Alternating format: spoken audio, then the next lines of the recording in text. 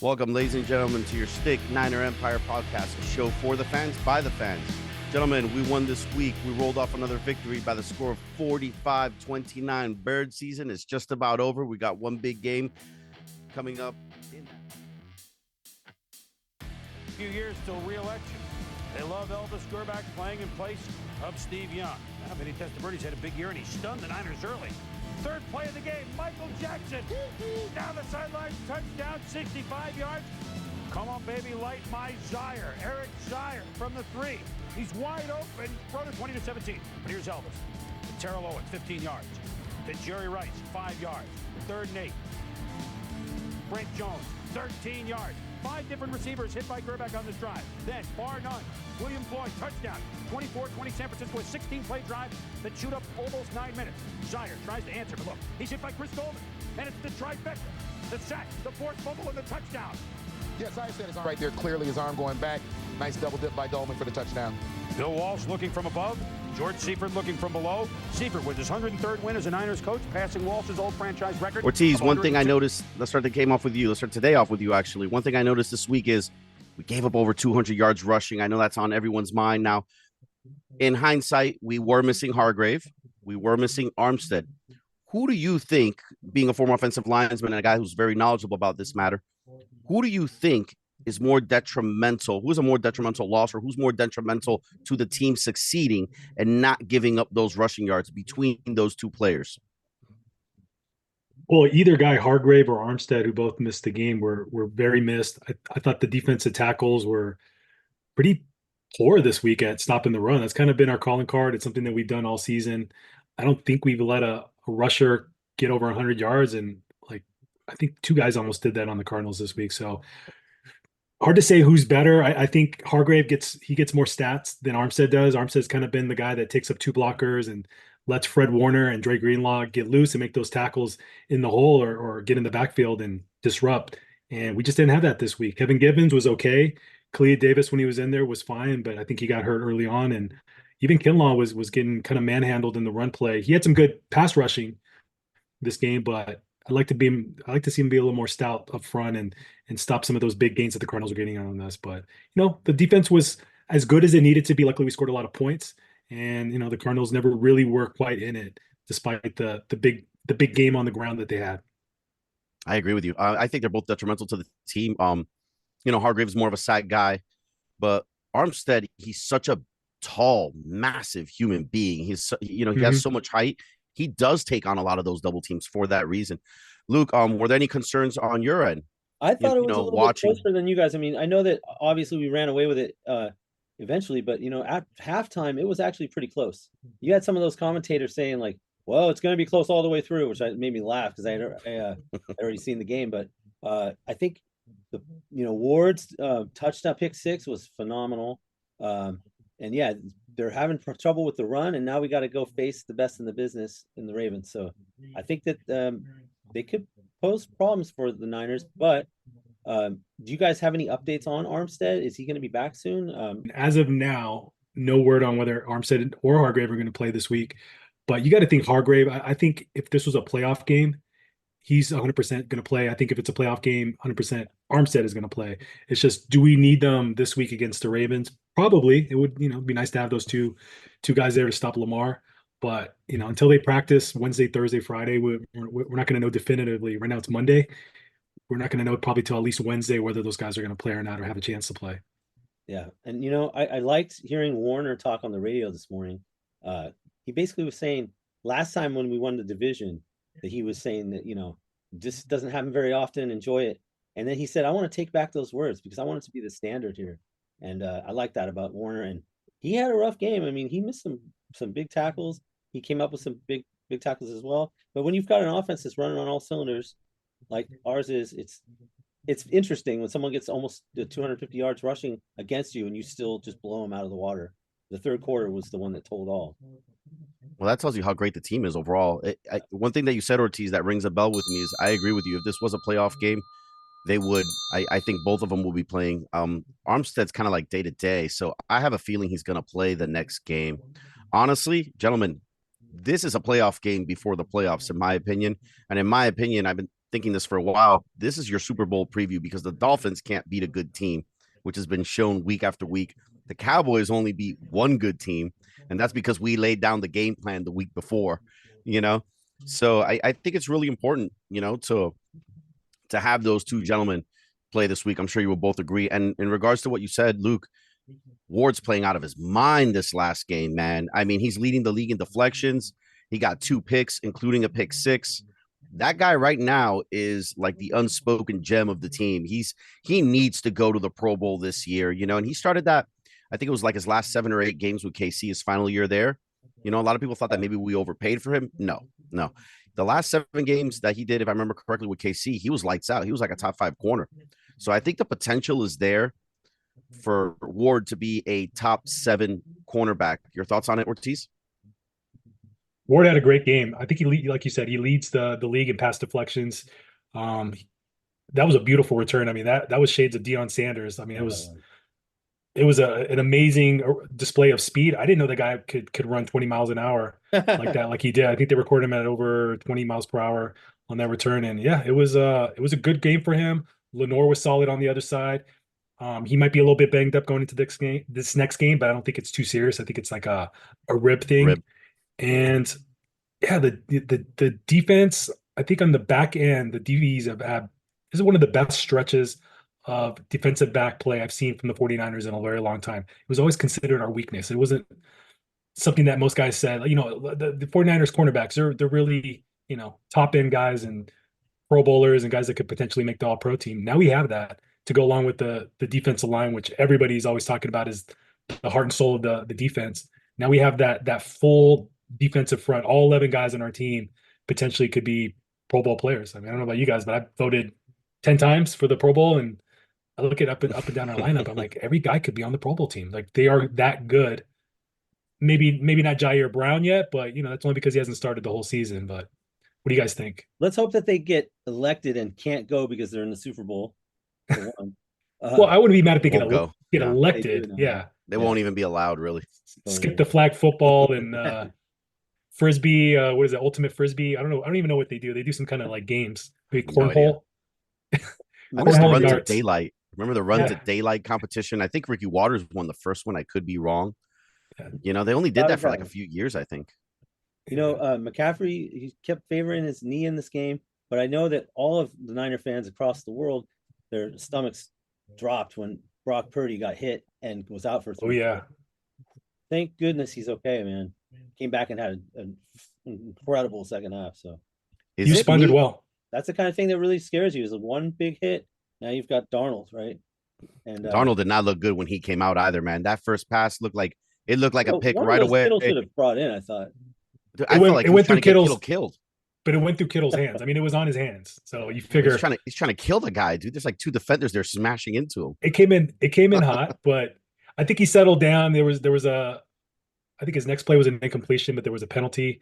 So he wound up actually being 2 for 3. It wasn't the best looking 2 for 3 have you ever seen, but it just goes to show you it's not the system, it is the quarterback and the guy that's throwing the passes, processing, seeing the defense and hitting guys in stride on their hands.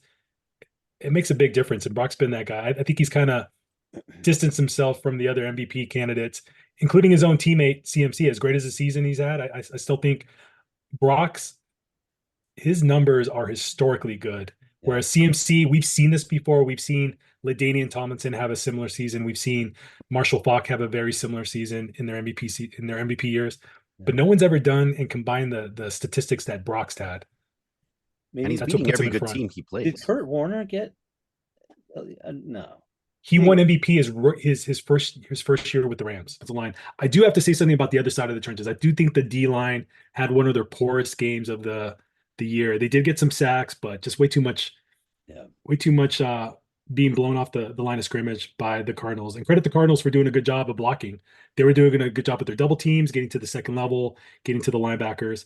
So the defensive line, much to improve on next week against the Baltimore Ravens, because they do have a really good offensive line. And I am a little worried about what they can do on the ground with a rushing quarterback and a pretty good running backfield. Definitely. Well, they got Gus Edwards, who's a fantastic back, and I think he's very underrated. Every time you put him in the last few years, he does some damage. They did lose Mitchell I believe, for the rest of the Pete season. Mitchell, that Yeah, was a so bad injury at the end of the game. think that's a huge injury. They don't have Mark Andrews. That's huge.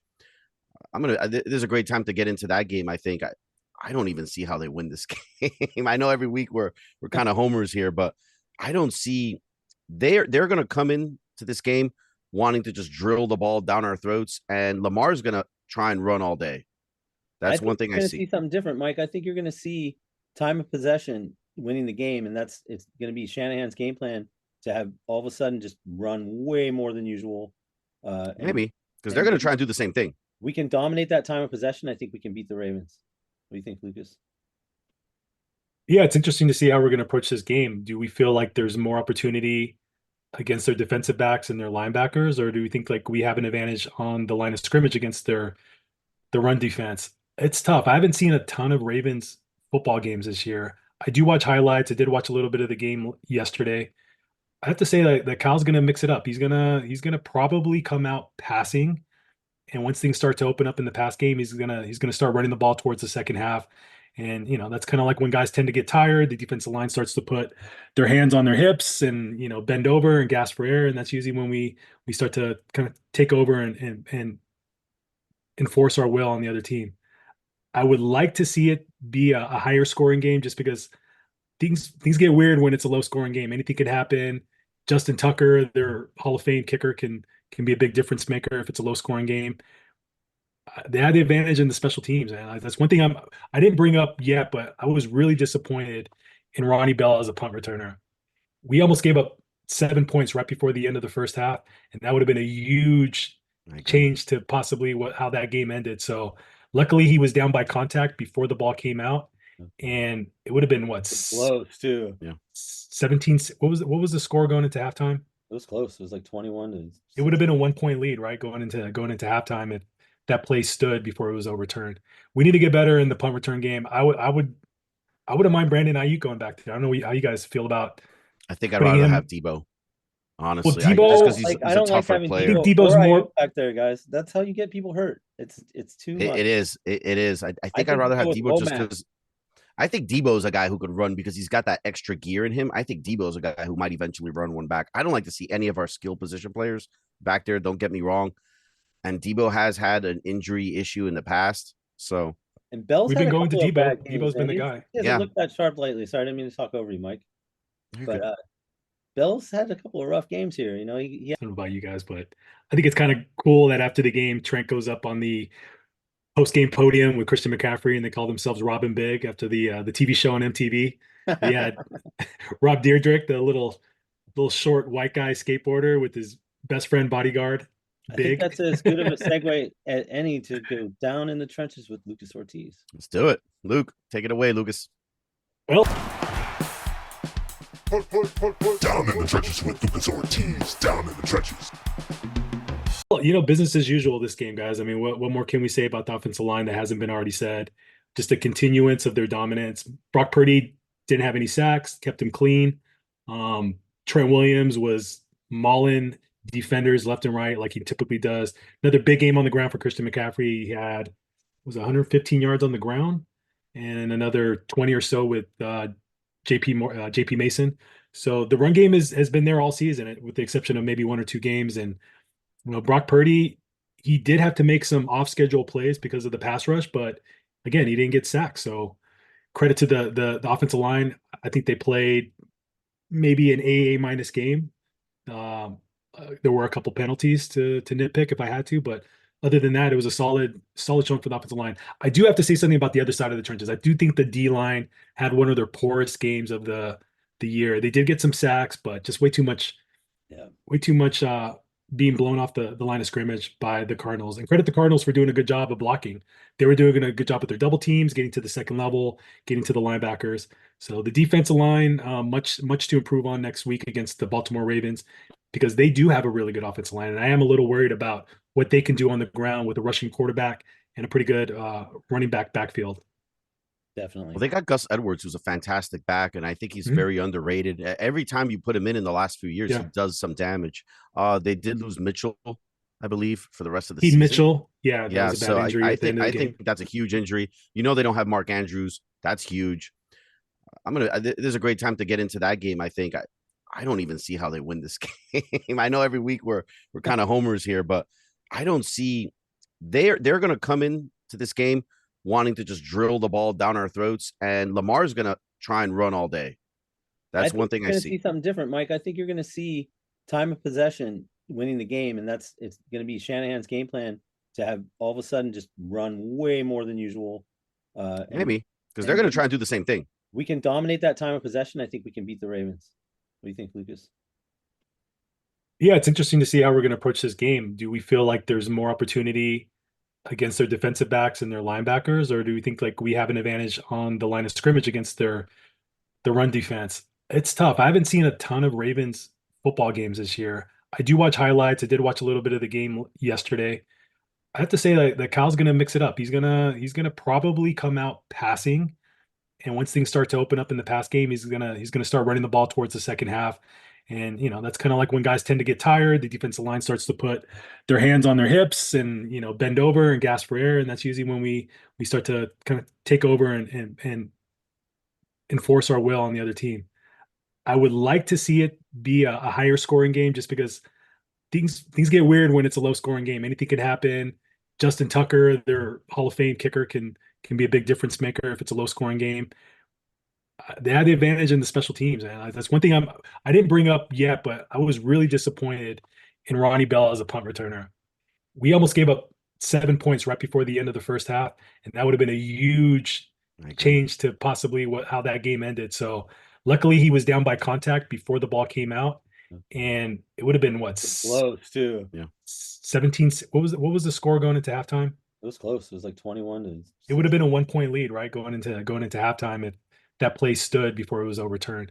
We need to get better in the punt return game. I wouldn't mind Brandon Ayuk going back there. I don't know how you guys feel about. I think I'd rather have Debo. Honestly, well, Debo, because he's a tougher player. I think Debo's more back there, guys. That's how you get people hurt. It's too much. It is. I think I'd rather have Debo just because.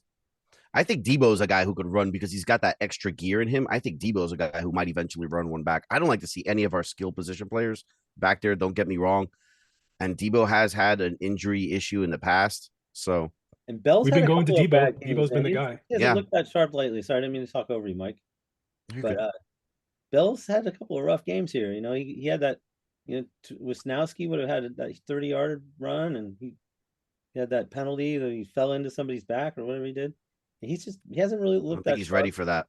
I don't. Hopefully he can pull it together, man. Because it's a stressful job. When does Ray? Did we lose Ray for the year? Is he coming back?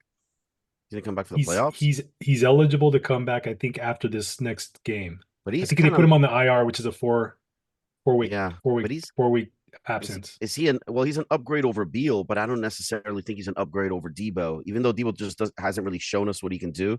But man, there was a run back last week where you saw Debo had like 30 yards on the run back. I was like, Debo, I think eventually will break one. And I know we haven't had anyone since like Dexter Carter, I believe, which is back in like the early 1990s. But I think I'd rather see Debo back there. I just don't want to see him every single play, but Beal's not really cutting it at the moment. Maybe he'll get better.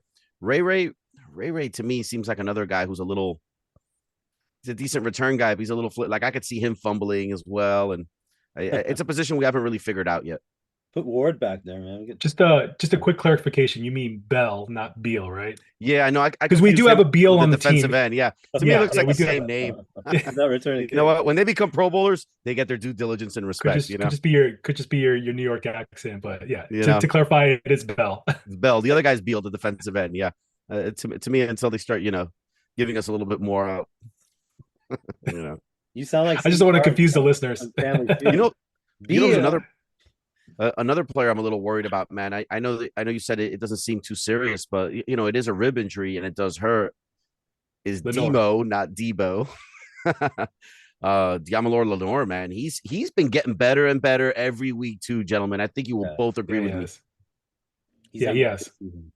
He's turning into one of the better number 2s in the league, really.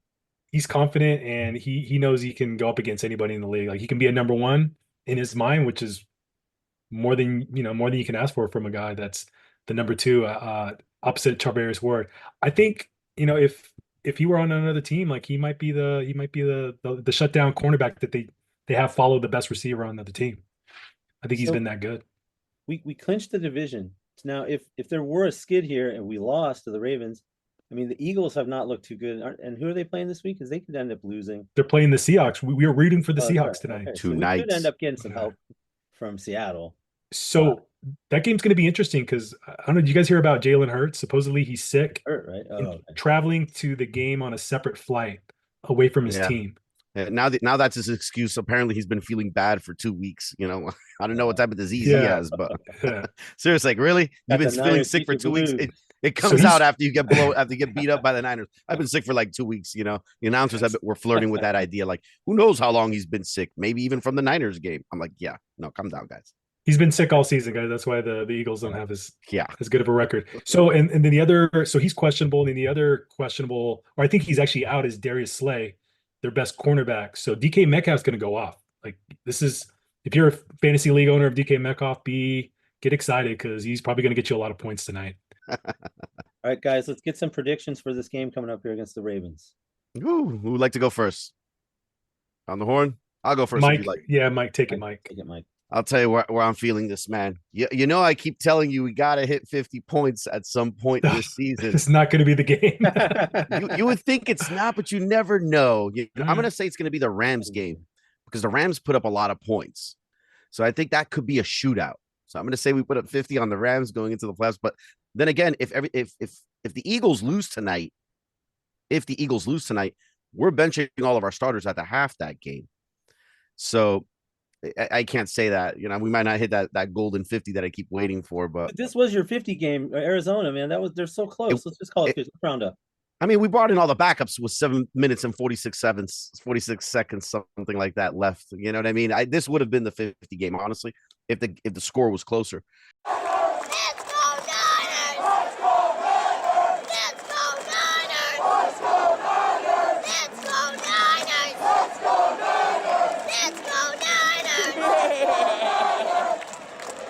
Seven, 27-33. Lamar is very dynamic. He's a scary player to play against. He's not a great passer. Over the last few weeks, they've been concentrating on him passing more from the little bit that I've watched him. I like to see us do, and I think this has actually happened, kind of what we've been doing the last few games where we just kind of like maybe just surround the QB, just try and get around the QB and contain him in that manner. You know, if we do that, I'm going to say 49ers 27-32 versus 14-17 points, only because Lamar could really run. Niner victory. Now I'll go next. Well, real quick, Lucas, there's one player we didn't mention yet, and that's Nick Bosa, who had a phenomenal game for the most part. You know, they're all having trouble stopping the run, especially when some of the pieces of the puzzle aren't there, but he still had a really good game and got rolled up on at some point. So hopefully he's okay. Anyways, go ahead, Lucas. Yeah. Nice sack fumble. I think he'll be okay. He got up. I think he got up and was in the next play. But yeah, this game is it's interesting. I do think that this is the best defense we're going to play all year, despite Cleveland being really good. I think the reason we lost to Cleveland was more on our side than their side. They have two really good linebackers in the middle. They're fast. They tackle well, but I don't think they cover as well as Warner and Greenlaw do. So I think we can take advantage of the middle with, you know, plays are some of our go-to plays down the seam, getting George Kittle in the middle. I think George Kittle's going to have a big game against the Ravens, and I think we're going to score a lot. I don't see us punting too often. I think this is going to be a high-scoring game, just like Mike said. We're going to score 40 or say 42 points and limit the Ravens to 25. I do think the Ravens will make it close for most of the game, and we'll just kind of pull away in the fourth quarter, and you know, onto Washington, hopefully with a 12-3 record. Luke, your thoughts? I think it's going to be close, and I think the Niners are going to win, but I think they're going to have a hard time stopping the run in the first half, and they'll make some adjustments in the second half. And the Ravens they're a good team, man. This is good. This is a true test. Hopefully we'll have some of these guys back that are injured. But I'm going to go with Niners 28, Ravens 27. There you go. 28-27. Yep. Did I hear that right, man? That's a close one. I don't like. Is that a Jake Moody winner or no? Or is it a It could be. Brock Purdy winner. I actually think Bosa is going to get a safety. We'll see. Well, those are always tough by. And with that, folks, thank you for tuning in. Audience out there, if you like the show, you like our content, one thing we've been noticing is, we had 5,000 people viewing our shows over the last week or so, but not as many subscribers as we honestly need. So people, help out the show. You like the show, like and subscribe. That way you can get the content to you. That way, when you get a notification that our show's out and you can enjoy it for yourself. And in the next couple of weeks, we're going to have Doug Hendrickson, NFL agent. I grew up with him, and he's going to be on the show again.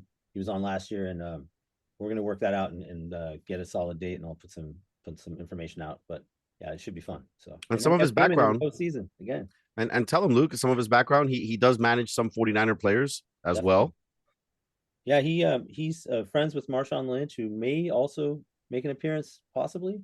And he's been doing this for so many years. He's the real life Jerry Maguire, and he has definitely has some Niners, and Armstead's one of them. And we'll see what happens here. Hopefully we'll get him on in the next couple weeks. And with that said, that concludes our show. And again, as I mentioned earlier, people, like and subscribe. Get your content in. You enjoy the show. You have a good time. Have a great night, everyone. Go Niners. Back-to-back NFC West champion. Oh, yeah, baby. Let's keep it rolling. Bird season is almost over. Go Niners. What a bird season it's been.